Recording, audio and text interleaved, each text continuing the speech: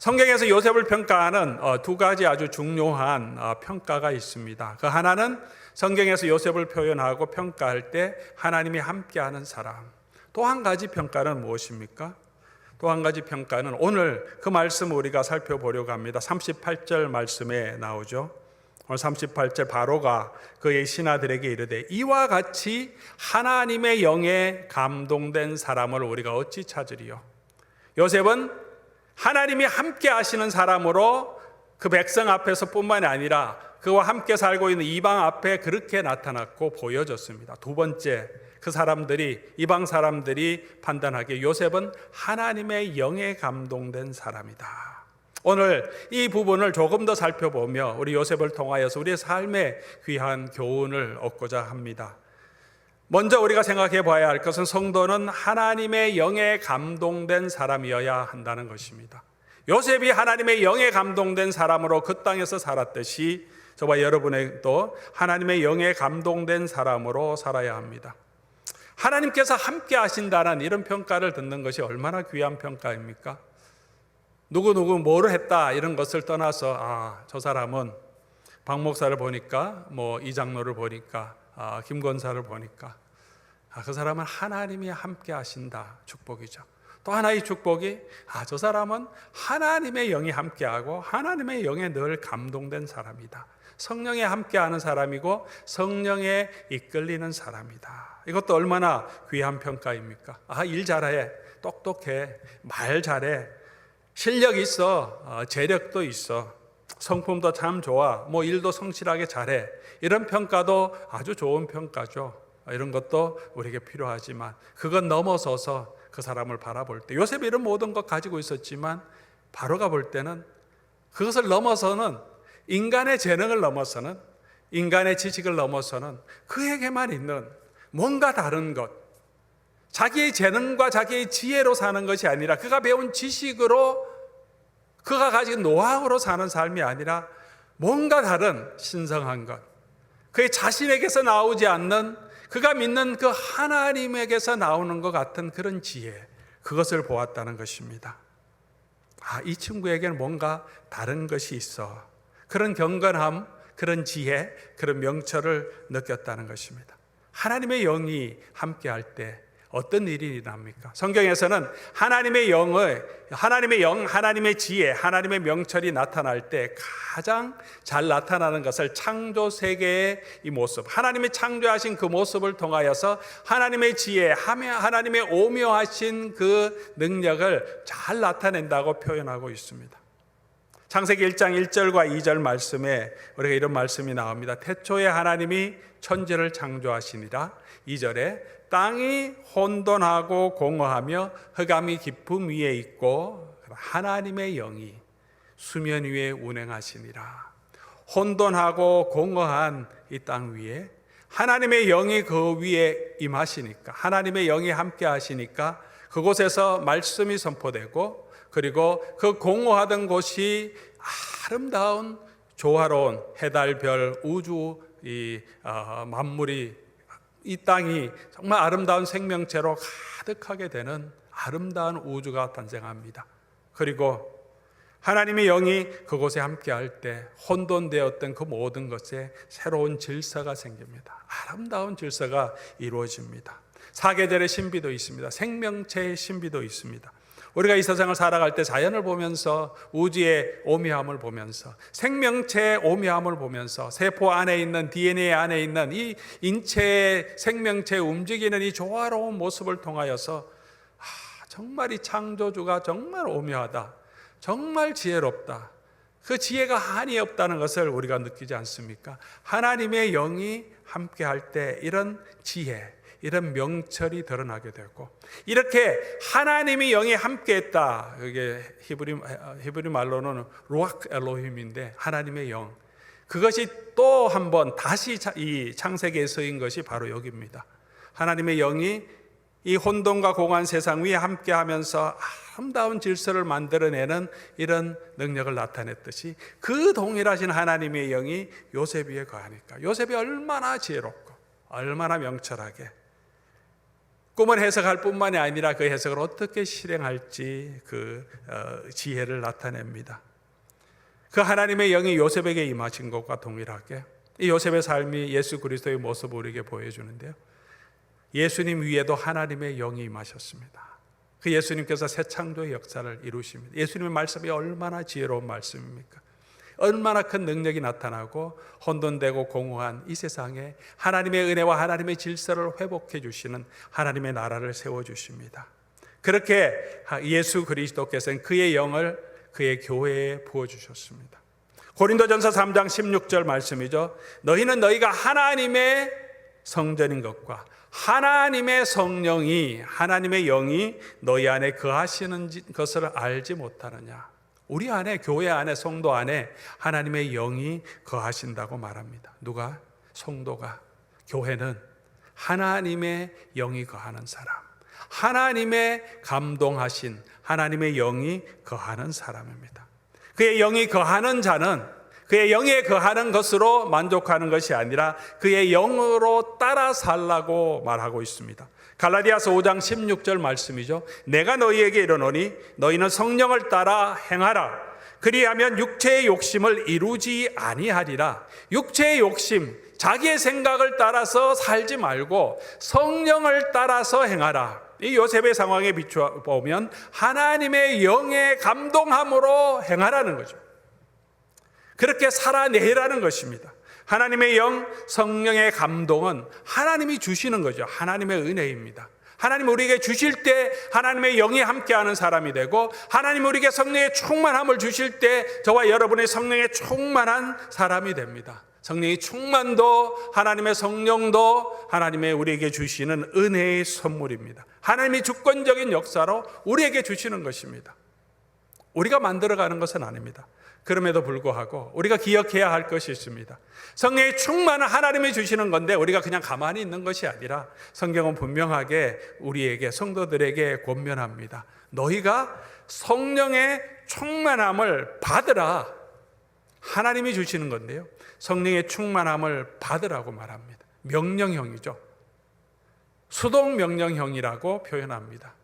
받는 것인데 받으라는 거죠. 우리가 해야 할 사명이 있다는 것입니다. 우리가 성령 안에 거하면, 하나님이 우리와 함께 임하시면 우리가 또한 동시에 그 하나님 앞에 서도록 우리가 노력해야 한다는 것입니다. 요셉은 지위고하를 막론하고 어느 곳에 있든지 그의 환경에 상관없이 그는 늘 하나님 앞에서 살았습니다. 하나님의 영에 감동된 자로 살아냈습니다. 그렇게 그의 삶에서 하나님의 영이 감동된 자로 살아냈습니다. 오늘 우리도 마찬가지입니다. 우리에게 주신 도전, 성도는 이 하나님의 영에 함께함으로 우리는 그 하나님의 영에 감동된 자로 성령을 따라 행하는 자가 되어야 합니다. 다니엘도 그렇게 했습니다. 그의 수련생일 때도 마찬가지고 총리가 되었을 때도 마찬가지고 총리에서 벗어나서 아무도 알아주지 않는 그런 초야에 묻혀있는 학자로 있을 때도 벨사살 왕 때 벨사살이 그를 막 찾아서 부릅니다. 불러서 얘기합니다. 내가 듣기로는 너는 신들의 영이 함께하는 사람이다. 어느 곳에 있든지 그들은 하나님의 영에 이끌림을 받는 사람이었습니다. 그래서 우리가 두 번째 우리가 생각해 볼 것은 어떤 사람이 정말 하나님의 영에 감동된 사람인가 하는 것입니다. 먼저 요셉은 하나님만 경외하고 하나님 앞에서 정결하게 사는 사람이었습니다.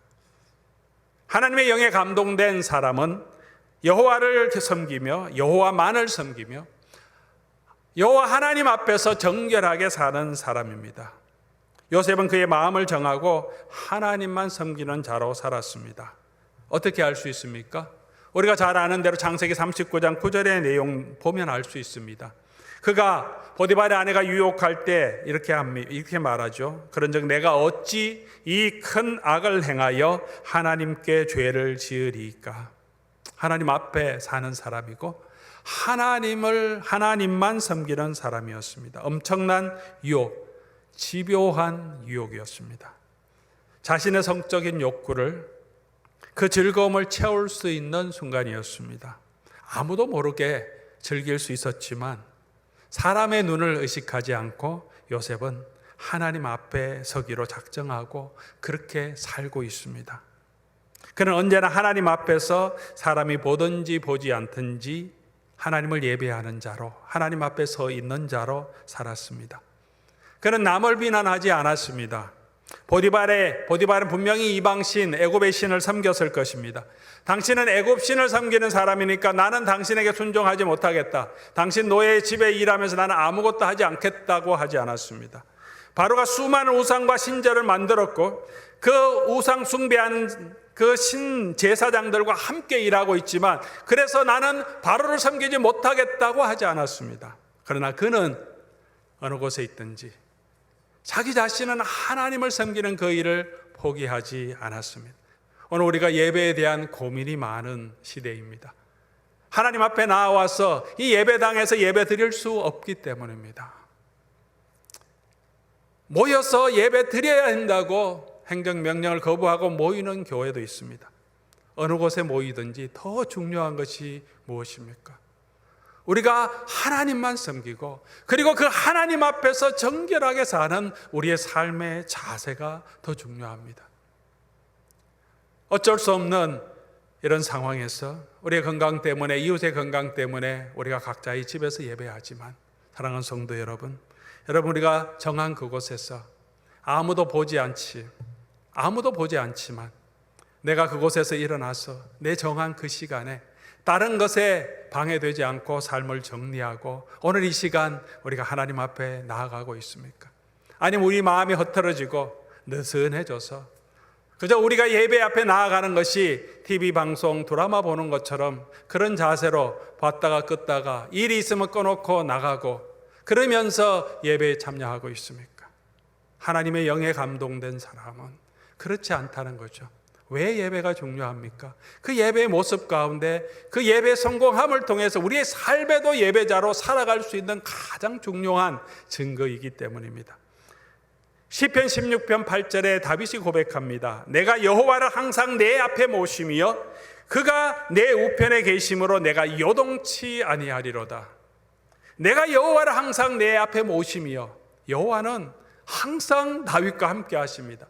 여호와 하나님은 항상 저와 여러분과 함께 하시고 하나님의 성령은 우리 안에 거하십니다. 지금 여러분은 앞에 계시고 안에 계시고 여러분 주위에 계십니다. 우리 가운데 거하십니다. 중요한 것은 무엇입니까? 내가 그 하나님 앞에 나아가는가 하는 것이죠. 내가 그 하나님 앞에 나아가고 그 하나님을 내 앞으로 모시는가 하는 것입니다. 하나님의 영에 감동된 사람은 그렇게 하나님을 내 앞에 모시고 내가 하나님 앞으로 나아가서 어느 곳에 있든지 우리 하나님 앞에서 정결한 삶을 살아가도록 노력하는 사람입니다. 그런 사람이 하나님의 영에 감동된 사람입니다. 하나님이 주시는 성령의 은혜로 우리에게 주시는 은사이기도 하지만 우리가 그렇게 살도록 노력할 때 우리 가운데 하나님의 영이 함께 하심을 사람들이 보게 되고 그 열매가 나타나는 것입니다. 두 번째로 하나님의 영에 감동한 사람은 자신이 처한 환경에서 하나님의 주권을 인정하며 성실하게 사는 사람입니다. 요셉의 삶에 가장 중요한 거죠. 지난주에도 하나님이 함께 하시는 사람의 모습 가운데 우리가 함께 살펴보았습니다. 우리가 하나님을 우리 앞에 모시면 어떤 놀라운 일이 일어납니까? 예배자로 살아가면 어떤 일이 일어납니까? 일을 이루시는 것이 내게 있지 않고 넘치도록 능하시는 하나님께 있음을 내가 알게 됩니다. 내 삶의 환경에 있지 않고 하나님의 함께 하심을 알게 되어서 우리가 하나님 앞에서 담대해집니다. 사람 앞에서도 담대할 수 있습니다. 더 이상 가식을 부리지 않게 되고 자신에 대해서 주제넘게 생각하지 않게 되고 그 결과가 내 손에 달려 있는 것처럼 내가 매달리고 애타하지 않게 하십니다. 어떤 일에 서든지 어떤 환경에 서든지 우리가 하나님을 인정하고 그 안에서 평안함을 가질 수 있습니다. 요셉은 지혜를 가졌다고 게으르지 않았습니다. 하나님을 경외하며 그의 삶에 성실하게 일했습니다. 45절 오늘 말씀 보면 요셉이 나가서 애굽 온 땅을 순찰하니라. 가장 먼저 한 것입니다. 살펴야죠. 총리이기 때문에. 애굽이 지금도 큰 땅입니다. 차를 타고 다니더라도 온 땅을 달리려면 나일강 하구에서부터 시작해서 나일강 상류까지 굉장히 큰 거리입니다. 강이 있어서 그곳이 옥토이긴 하지만 그 땅은 굉장히 더운 사막의 땅입니다. 마차를 타고 애굽 전국을 다니는 것이 쉬운 일이 아닙니다. 자기 시원한 바로의 궁전 안에서 거닐면서 말로만 지시한 것이 아니라 온 땅을 다니면서 그의 지혜, 그것으로 그의 재능으로 만족하지 않고 성실하게 돌아다닙니다. 46절에도 그가 온 땅을 순찰하니 48절에는 온 땅을 다녀보고 각 성에 저장소를 준비하게 합니다. 그리고 풍년이 있을 때마다 그곳에 곡물을 쌓아둡니다. 그는 언제나처럼 성실하게 하나님 앞에 나아갑니다. 하나님의 영에 감동한 사람은 자신의 처한 환경에서 하나님의 주권을 인정하고 그 일에서 성실하게 최선을 다하는 사람인 것입니다. 세 번째로 하나님의 성에 감동된 사람은 삶의 지혜가 있는 사람입니다. 37절 말씀 보니까 바로와 그의 모든 신하가 이 일을 좋게 여긴지라. 어떤 일입니까? 바로의 꿈을 해석한 것뿐만이 아니라 그 해석을 어떻게 실행할까, 실행의 능력과 지혜를 보았습니다. 그것을 좋게 여겼습니다. 요셉은 꿈을 해석하는 그런 지혜만 있고 그런 지식만 있었던 것이 아닙니다. 그것을 어떻게 실천해서 이 위기를 극복할지 삶의 지혜가 있었습니다. 그런 지혜가 어디서 나옵니까? 자기 욕심을 버리고 우리가 하나님을 경외할 때 우리가 하나님이 주시는 지혜를 얻게 됩니다. 욕심으로 우리의 눈이 가리워졌던 것, 우리의 마음이 가리워졌던 것이 그때 보이게 하십니다. 내 삶이 하나님의 손에 있음을 인정할 때 그때 참 지혜가 생깁니다. 구하시기 바랍니다. 그 하나님의 은혜를, 하나님의 성령의 인도하심을 찾기를 원합니다. 내 열받음, 내 답답함, 내 아집에 휘둘려서 우리가 살아가지 말고 그곳에서 잠깐 멈추고 우리 하나님을 찾아야 합니다. 그냥 되는 것이 아닙니다. 우리가 이 하나님의 지혜를 가지기 위해서는 그냥 하나님의 지혜 주십시오 마음에 원한다고 되는 것이 아닙니다. 하나님의 성령이 어디에 감동하며 우리가 어디에서 이 하나님의 지혜를 얻을 수 있습니까? 하나님의 말씀입니다. 사도 바울은 디모데후서 3장 16절에 분명히 얘기합니다. 성경은 하나님의 감동으로 된 것으로 교훈과 책망과 바르게 함과 의로 교육하기에 유익하니 이는 하나님의 사람으로 온전하게 하며 모든 선한 일을 행할 능력을 갖추게 합니다. 지혜로운 사람, 선한 일을 행할 수 있는 능력, 지혜를 가진 사람, 그렇게 만들어 주시는데요. 어떻게 됩니까? 하나님의 말씀 가운데 나타나는 거죠. 왜? 하나님 말씀에 성령이 감동함이 있기 때문에. 우리가 성령의 감동함으로 하나님의 말씀을 볼 때 그 하나님의 말씀을 통해서 하나님의 지혜를 알게 됩니다. 하나님의 뜻을 알게 됩니다. 우리가 하나님의 영을 찾는다고 어디로 가서 하나님의 지혜를 찾고 하나님의 영의 감동함을 얻겠습니까?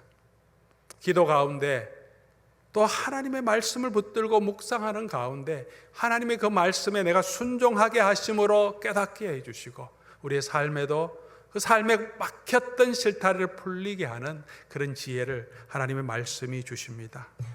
그래서 말씀이 중요하다고 말씀드립니다. 이 말씀을 어떻게 적용할까 고민하는 그 삶 가운데서 하루아침에 되는 것이 아니라 계속되는 연단과 수고와 계속 하나님의 말씀을 내 가운데 모시고 매주일마다 이 말씀 붙들고 매일마다 하나님 말씀 내게 주신 그 말씀 붙들고 살아가는 그 삶의 축적 가운데 영적인 내공이라고도 표현할 수 있겠죠.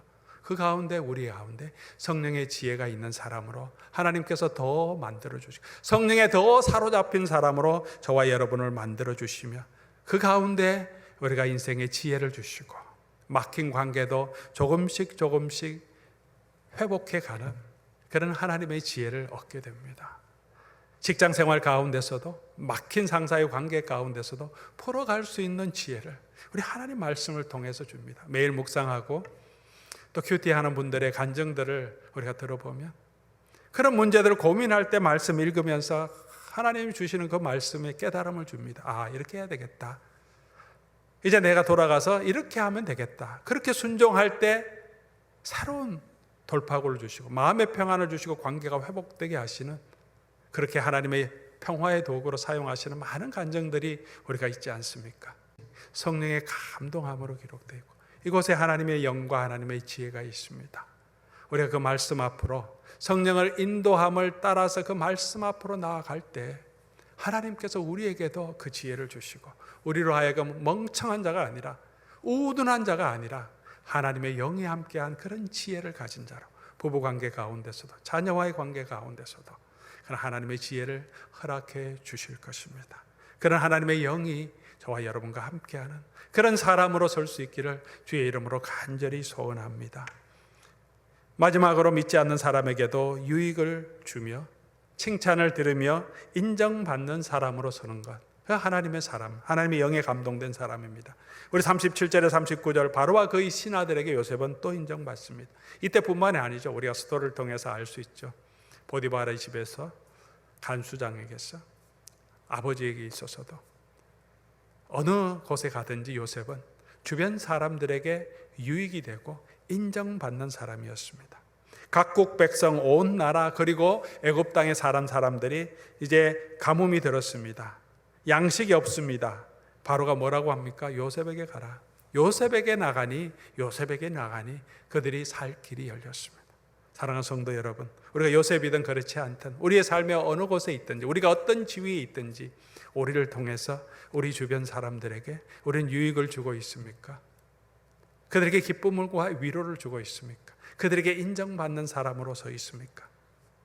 나는 하나님의 영에 감동됐다고, 나는 성령에 충만하다고, 하나님의 능력과 은사가 있다고 얘기하는데 주변 사람들은 다 욕한다면 큰 오해에 빠져 있는지 모릅니다. 나의 삶을 통해서 교회에 유익이 되지 않고 성도에게 유익이 되지 않고 그것을 넘어서서 지역사회와 이 땅에서 함께 살아가고 있는 이방인들에게도 하나님을 믿지 않는 사람들에게도 유익이 되지 않는 사람이라면 하나님의 영이 감동한 그런 사람이 아니라는 것입니다. 사랑하는 성도 여러분, 우리의 삶에 이 하나님의 영에 감동된 그런 삶의 증거들이 풍성하여 우리가 이 땅에 살아가면서 축복의 통로가 되는 그런 하나님의 백성으로 예수 그리스도의 교회로 오늘 이 혼란한 시기에 우리 모두가 설 수 있기를 주의 이름으로 간절히 소원합니다. 이 하나님의 영에 감동된 사람은 어떤 축복을 받습니까? 요셉에게 두 아들을 주셨습니다. 이 아들이 축복이었습니다. 축복의 고백입니다. 첫 번째 아들을 낳았습니다. 요셉이 그의 장남의 이름을 므낫세라 하였으니 51절이죠. 하나님이 내게 내 모든 고난과 내 아버지의 온 집의 일을 잊어버리게 하셨다. 이 말을 보면 요셉의 마음에 많은 상처가 있었다는 것을 알 수 있습니다. 아픔이 있었다는 것을 알 수 있습니다. 그 상처와 아픔을 이제 요셉이 하나님 앞에서 삶으로 하나님의 감동된 사람으로 정말 성실하게 하나님을 예배하는 자로 살아낼 때 하나님께서 이 아픔을 치유해 주시는 거죠. 고난을 잊어버리게 하셨다는 거죠. 이게 이 상처가 그냥 품고 여전히 살아있는 그런 상처로 남아있지 않고 그냥 지나가게 하셨어요. 즐거운 추억으로 이제 얘기할 수 있도록 하나님께서 치유해 주셨다는 것입니다. 요셉이 어떤 상처를 가지고 있었는지 우리 42장, 우리 오늘 본문은 아니지만 우리 42장 21절 말씀 보면 형들의 고백이 나옵니다. 그들이 서로 말하되 우리가 아우의 일로 말미암아 범죄하였도다. 그가 우리에게 애걸할 때 그의 마음의 괴로움을 보고도 듣지 아니하였으므로 이 괴로움이 우리에게 임한다. 형들이 요셉 앞에 갔을 때 이제 요셉과 대화 가운데 힘든 일이 있으니까 이렇게 서로 고백합니다. 뭐라고 합니까? 요셉이 우리에게 애걸할 때, 요셉이 잡혀갈 때요, 하나님의 뜻에 맡깁니다 그러고 잡혀간 게 아닙니다. 애걸했다고요. 형님 제발 살려주세요. 형님 내가 팔아먹으면 어떡합니까? 한 번만 살려주세요. 한 번만 도와주세요. 애걸했는데, 애걸하고 그렇게 했는데 형들이 어떻게 합니까? 돈 받고 팔아버립니다. 노예로. 그리고 돈 받았으면 형들이 그때 마음 상태를 어떻게 했겠습니까? 요셉은 전혀 상관하지 않고 돈 받고 좋다고 막 돈 나누는 모습을 요셉이 받지 않겠습니까? 그게 마음속에 얼마나 상처로 남아있겠습니까? 아버지 집에서 있었던 이 일을 이제는 잊어버리게 하셨다. 이런 치유와 회복이 있었기 때문에 형들을 만났을 때 요셉은 담담하게 그들을 대할 수 있고 치유와 회복의 과정으로 그들을 이끌 수 있었던 것입니다. 하나님께서 치유해 주셨습니다. 보디발의 아내에게 그가 유혹을 당할 때 그가 좋다고, 요셉 좋다고 그렇게 따라다니다가 요셉이 거부하자 완전히 얼굴을 바꾸고 하지도 않은 일을 지어내서 표독스럽게 거짓으로 자기를 모함하는 그 보디발의 아내의 모습이 그의 마음이 얼마나 아팠겠습니까? 그렇게 그가 잘 수고했는데 그저 죄수라고 풀려나자마자 완전히 잊어버림을 당하는, 술 맡은 관원자에게 완전히 잊어버림 당하는 그 마음의 상처는 없었겠습니까? 그런 고난을 품고 있었지만 그것에 매여 살지 않고 하나님의 영에 감동되어 그는 하루하루 하나님을 바라보고 성실하게 걸어갔습니다. 그러니 하나님께서 치유해 주십니다. 사랑하는 교우 여러분, 우리 삶에도 아픔과 고통이 있습니다. 우리 마음의 상처도 있습니다. 과거의 일로 인해서 잊어버리지 못하는 그런 상처가 있을 때 어떻게 치유가 됩니까? 그 상처에 붙들려 있으면 더 큰 상처를 만들기 수밖에 없습니다. 그러나 우리가 하나님의 영에 감동되어서 하나님 앞에 맡기고 이 아픔을 감사 안고 하루하루 하나님의 주권에 의지하며 살아가면 하나님께서 이 모든 것들을 치유해 주시고 우리를 회복해 주시는 그런 은혜가 있음을 우리에게 보여주십니다. 그렇게 요셉에게 므낫세를 주십니다. 두 번째, 요셉의 수고에 열매를 풍성히 거두게 하십니다. 52절 말씀, 차남의 이름은 에브라임이라 하나님이 나의 수고한 땅에서 번성하게 하셨다. 아버지 집의 고통을 잊어버리게 하시고 이 애굽 땅에서 그가 얼마나 고생했습니까? 노예로 벌려와서 17살 때부터 와서 보디발의 집에서 감옥에서 13년 동안 그 모든 수고, 정말 눈물을 머금고, 우리 이민 생활이 얼마나 큰 수고입니까? 얼마나 어려운 일도 애환도 많습니까? 이 모든 수고한 이 땅에서의 고난 가운데 하나님께서 그 수고의 풍성한 열매로 갚아주셨다. 어떻게 그렇습니까? 하나님의 영에 감동되어서 성령의 인도하심에 우리가 순종하며 걸어갈 때 궁극적으로 결국은 하나님께서 모든 수고에 하나님 풍성한 열매로 갚아주시고 내 잔이 넘치게 해주신다고 약속해 주셨습니다. 눈물로 씨를 뿌리는 자는 하나님의 때에 기쁨으로 거두게 하실 것입니다. 이것이 우리의 소망입니다. 그 하나님을 바라보고 그 성령의 인도하심대로 걸어가는 저와 여러분 되어서 므낫세와 에브라임의 이 축복을 얻는 하나님의 백성 될 수 있기를 주의 이름으로 간절히 소원합니다.